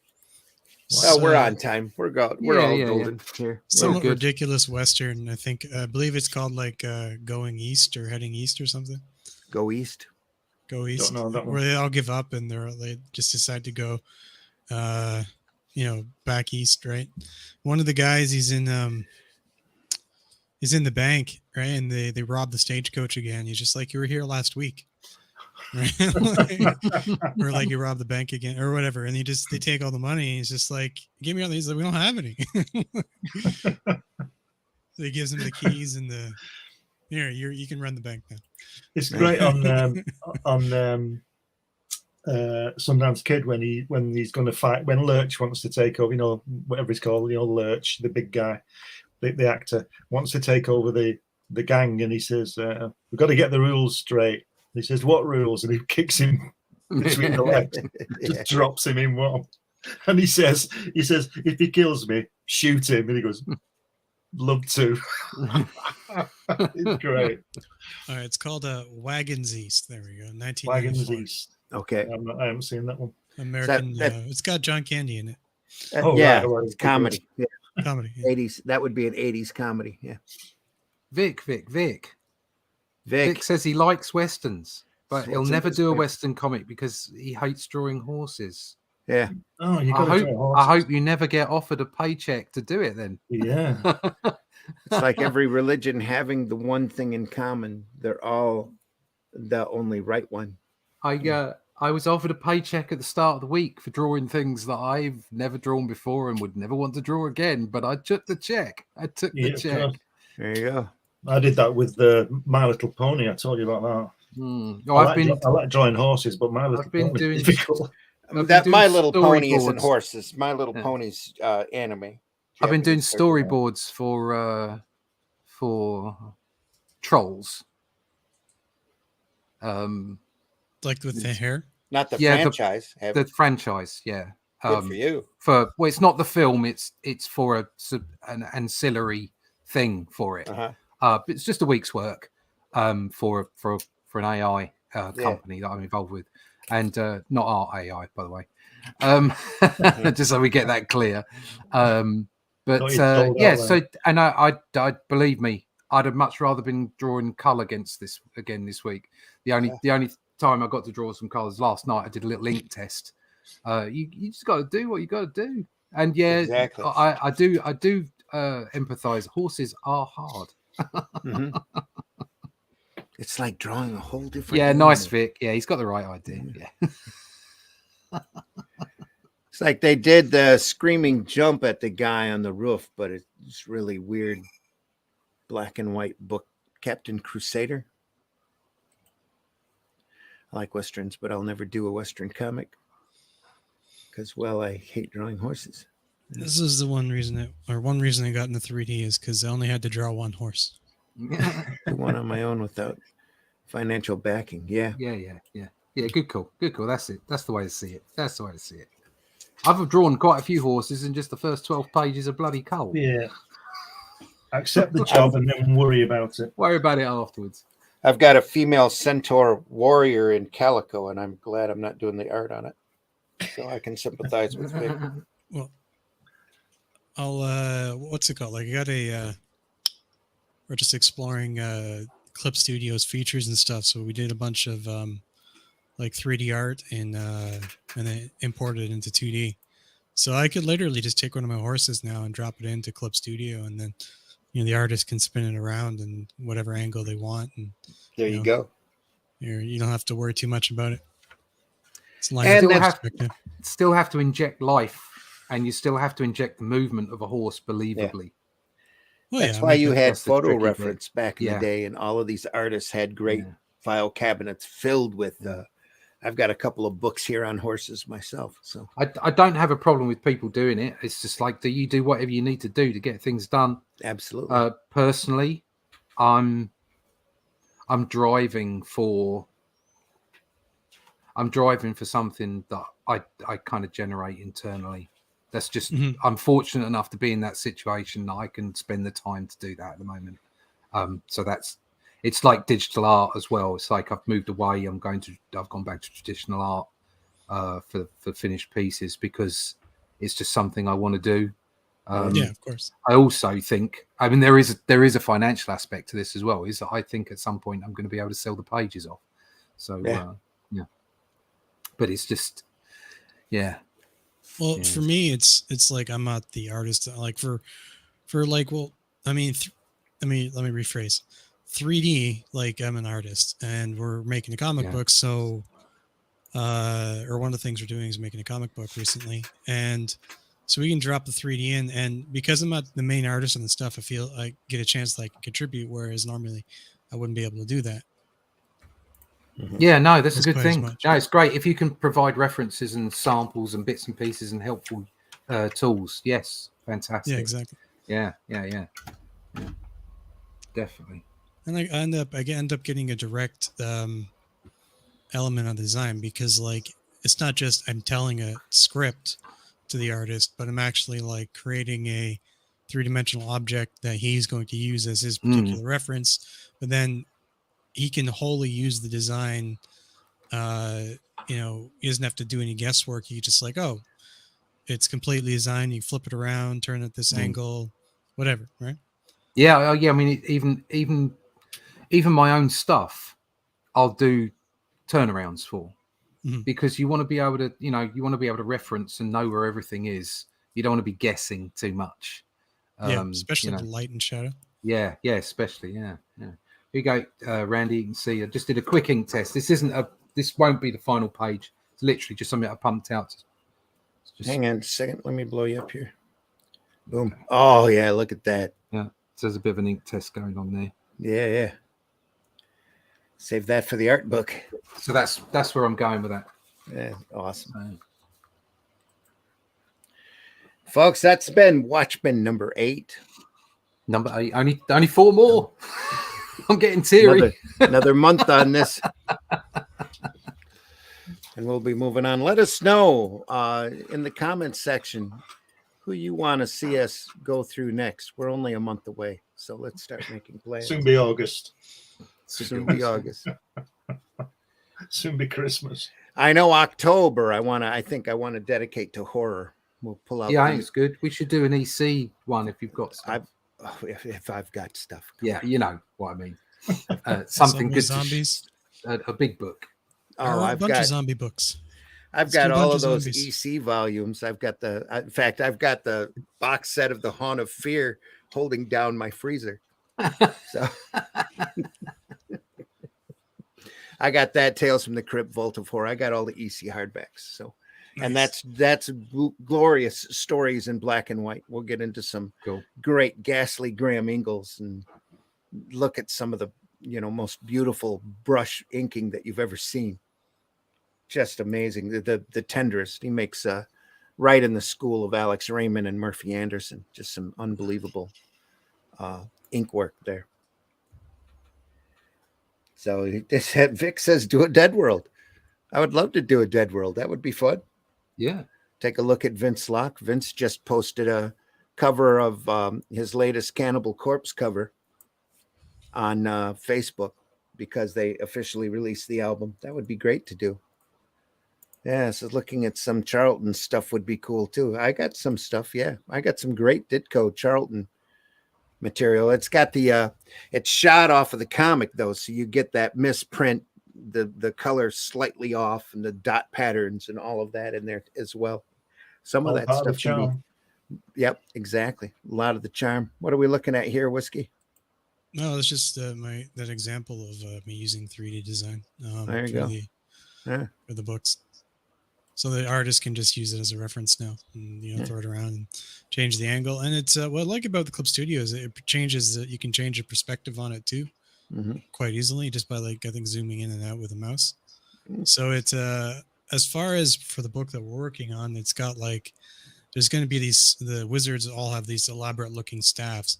Now you could draw it over and over and over and over again from a reference, but you probably get a little slightly off, maybe a little bit, almost every time. So having the actual reference you can do 360 degrees in any angle is quite a boon to the artist in particular. Yeah. Whiskey, tell folks how they can find you. You can find me at Twitter, Bandit and Ricochet. We do 3D models and art, tutorials on 3D lessons if you're interested in throwing that stuff in your comic, assets that you can use like this stuff. Working on a tabletop game called Bannerstein and Lance. It's a love letter to the Middle Age, and it's a sort of a off-world type Earth where things are slightly different, historically inaccurate, you should say. And it's in addition to that, we have a comic set 300 years into the future of the tabletop game in the works called Driftwood. And yeah, it's pretty exciting. It's necromancers and undead, and kind of almost the complete opposite of the juxtaposition of the fantasy, which is a honor and all that stuff, and then the other comic is about necromancers and themes and evil empires and all that kind of stuff. Mm-hmm.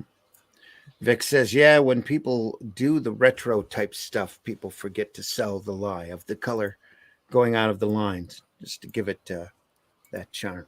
Yeah. Yep. We'll be taking a look at a lot of stuff in future episodes here.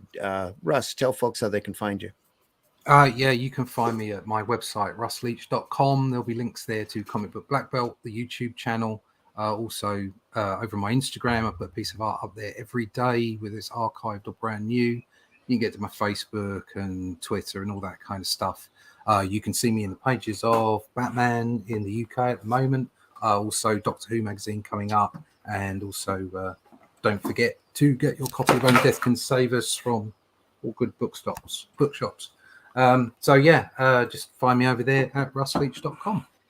Sweet. All right, Glenn, tell folks how they can find you. Yeah, excuse me. You can find me on Facebook and Instagram and Twitter and those things. You can also find me on Amazon. All my magazines and books on there, science fiction books, children's books, all kinds of things. You can get this book, which is my sort of document of me meeting Jack Kirby a couple of times back in the late 80s and early 90s. That's published by New Haven Press. It's in Barnes & Noble, Waterstones, all the good bookshops. And if you want a copy of the DVD, which has me talking to Jack in his studio during those visits, you can get that from me. So message me somehow, I guess. Coming soon from New Haven as well is my cartoon character Hatch, which I'll say is all traditionally done. It's all painted artwork by me. You can get that soon. That's coming out in the summer. And I also publish Comics Unlimited, which Russ and Randy have written articles for me in this magazine, and that's also on Amazon. That's a 100-page magazine about comics, and it's every few months or so, and we're up to issue 13. Sweet. And Russ has got some stuff here. That's just a quick look. Oh, look at that. Look at that. That's awesome. That's just a montage panel from the top half of the page. Oh, yeah. One of the cold pages. So you've got a bit of horse action going on there. Yeah, lovely. Like the tigers as well. Yeah. And some tigers, and some people rowing in a slave boat and stuff. So I'll tell you a joke about a slave joke off air. Okay. on a galley. On a galley. Okay. Yeah. A Roman galley. Folks, I've been your host, Randy Zimmerman. You can find my work over at Arrow Comics, arrowcomics.store, where you can find such works as Calico of Shard, which is a high fantasy book with artwork by C. Michael Lanning. Paragon, it's a great superhero story with a nice twist ending that I created and wrote with artwork by J.R. Harris. And you can find my creation that I do the majority of, HeroBot Zero, over there as well. It's a 3-foot-tall giant robot defending his city from large menaces. There are 2 issues available over there. In fact, go over there and take a look at those. Plus, there's Revolt over there where you can nice anthology book that I've got stories in. Glenn has got stories in, and Russ has got stories in. You can go over there to arrowcomics.store and buy those directly, or they are all part of the Arrow tiers that you find on the different campaigns that Arrow Comics have available. If you didn't get a copy of Soul Tack, you honestly missed out on a great piece of work by Mad Ruth, Craig White. Just a great space opera, some fun entertainment stuff, and a phenomenally well printed package as well. Right now, if you go over to fundmycomic.com, you will find a campaign still up, if only for just another week or so, of The Fool, which is a character that I created with artwork by Chris Tyson and colors by Patrick Gama. And it's a great story about a guy who dresses up in a rickety, raggy outfit, uses a tie with a couple of holes cut into it for a mask, and goes out and fights street crime using practical joke weapons and acrobatics and a bad sense of wit. So there he is now, an occasional trash can lid. So, and anybody he ties up for the police, he takes a section of their clothing as a trophy and ends up incorporating it into his action outfit. So, like to call him the rodeo clown of justice. So, and also coming soon, we've got this property Patrick's currently coloring that I can't wait to run a campaign on. That'll be our next campaign. Here's the cover for the book. Girl grown out of a test tube that can shoot chains out of the palms of her hands that she can control, and her escape from the laboratory. The nice single issue story. Fool is a great single issue story as well. So you can find that. You can find The Fool right now over at Fund My Comics. The other property we'll be announcing shortly and starting a campaign for that within the next couple months. Patrick is on the colors on that until he's done. At this point, he was sidetracked for a couple of weeks doing a bigger paying gig. So now he's back on it. Remember, folks, we all want a piece of cake. Cake. Cake. There we go. And, remember, of course, meatball doesn't work that way. And we're going to leave with there's a bit of controversy about his documentary today. We want to leave with the immortal words of Mr. Stan Lee, who, when asked if digital comics would replace comic books, he's quoted as saying, "Comics are like boobs. They look great on a computer, but I'd rather hold one in my hand." Folks, we're going to be back on Sunday with some topic. You know how the conversations here run. Who knows what we're going to end up talking about. And Sunday, we do the Sunday Funnies at 9 a.m. Eastern Time here on the Indie Comics Network, where we talk about the stuff that inspires us and keeps us working in the field that we know and love so well of comics. We'll be back again Friday morning at 5 a.m. for another episode of Comics by Night as we cover Watchmen issue 9 with a tumbling nostalgia bottle and all sorts of more symmetry to come, more great artistry to look at. And we are always archived over on the Indie Comics Network on YouTube channel. The Randy Zim channel has the majority of the shows as well, especially the Comics by Night material. So go over there and take a look. There are 7 other episodes to date on Watchmen over there where we all discuss this incredible piece of sequential art. And we hope that you go over there and enjoy those as well. So our numbers always grow throughout the week. So as people catch up to us and over the weekend are sitting there working, we hope that you've enjoyed the program and wish you well. Hope you have a great weekend. So make sure you try to leave this industry in better shape than what you found it. And go visit your local retailer and find some of those gems that they've been sitting on. There's a lot of great material. Hold them in your hand. There's a lot of great material out there just waiting to be enjoyed.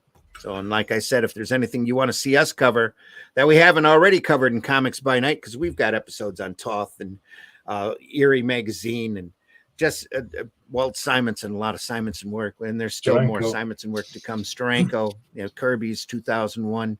We've looked at a few things and we'll keep looking at this great stuff. So glad you're here. Hope you come back. let folks know if you've enjoyed watching this program that we do this every Friday morning at 5 a.m. But we're archived for your convenience whenever you want to watch us throughout the week. So wish you the best. Any parting words from anybody?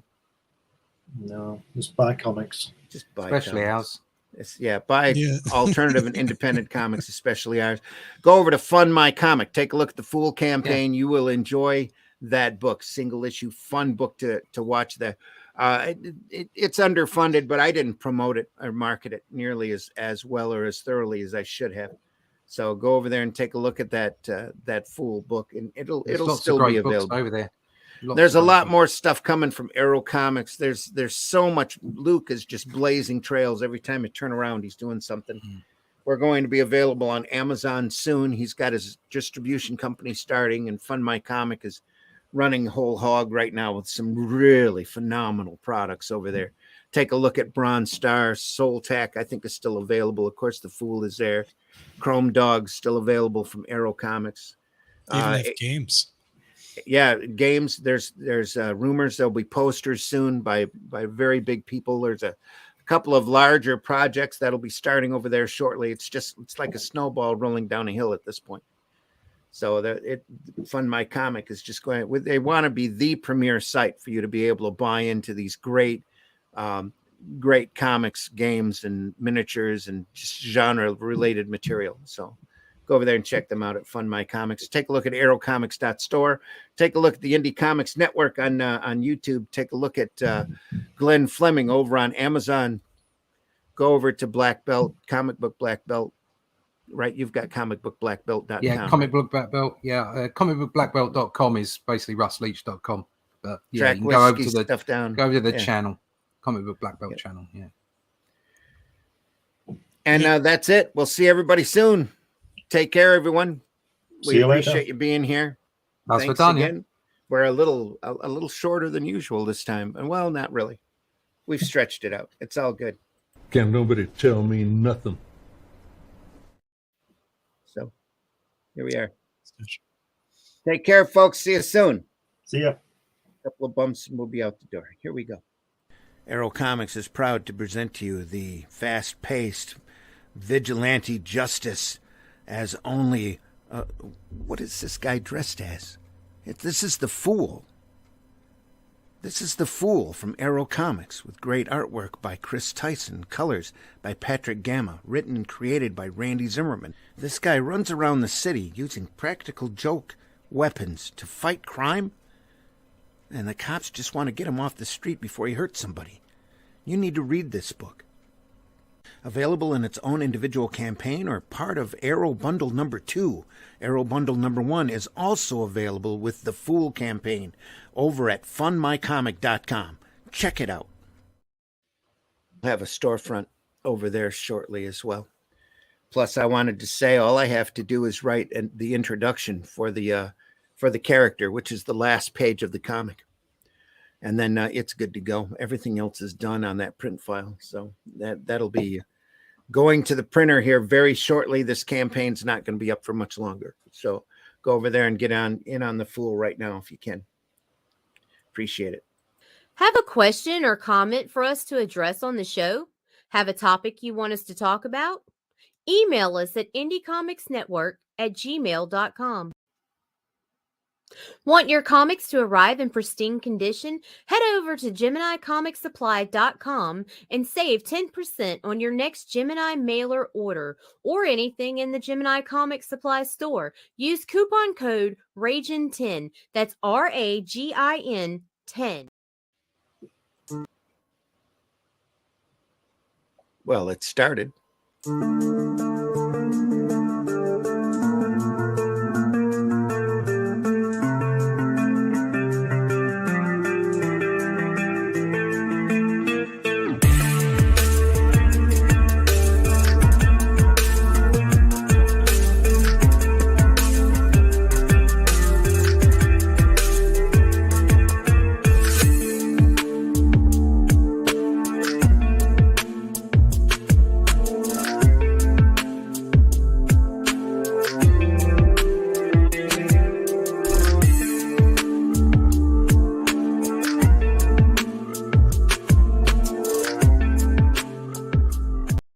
Now on Sunday mornings, longtime independent comics creator Randy Zimmerman brings to you a podcast that talks about the lighter and more whimsical side of comics, the fun side of comics. That's right.